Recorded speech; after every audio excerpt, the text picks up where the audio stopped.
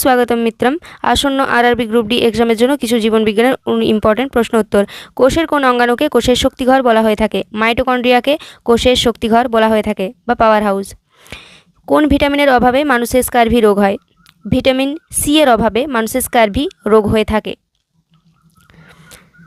মানবদেহে দীর্ঘতম হাড় কোনটি? ফিমার। ফিমার হলো মানবদেহের দীর্ঘতম হাড়।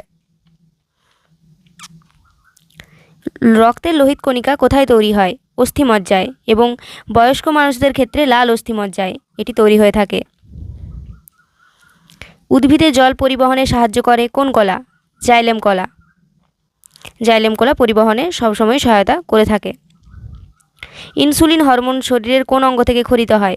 অগ্নাশয়ের আইলেটস অফ ল্যাঙ্গারহ্যান্স নামক স্থান থেকে ক্ষরিত হয়। কোন প্রাণীকে জীবন্ত জীবাশ্ম বলা হয়ে থাকে? রাজকাঁকড়াকে, কারণ প্রাচীনকাল থেকে এটি অবিকৃতভাবে টিকে আছে বলে একে জীবন্ত জীবাশ্ম বলা হয়ে থাকে। মানুষের লালাগ্রন্থিতে কোন উৎসেচকটি পাওয়া যায়? টায়ালিন নামক উৎসেচকটি পাওয়া যায়, এটি খাবার হজম করতে সাহায্য করে। রক্ততঞ্চনে কোন ভিটামিন সাহায্য করে? Vitamin K. ভিটামিন কে রক্ততঞ্চনে সহায়তা করে থাকে। সর্বজনীন দাতা কোন রক্তের গ্রুপকে বলা হয়ে থাকে? ও ব্লাড গ্রুপের রক্তকেই সর্বজনীন দাতা বলা হয়ে থাকে।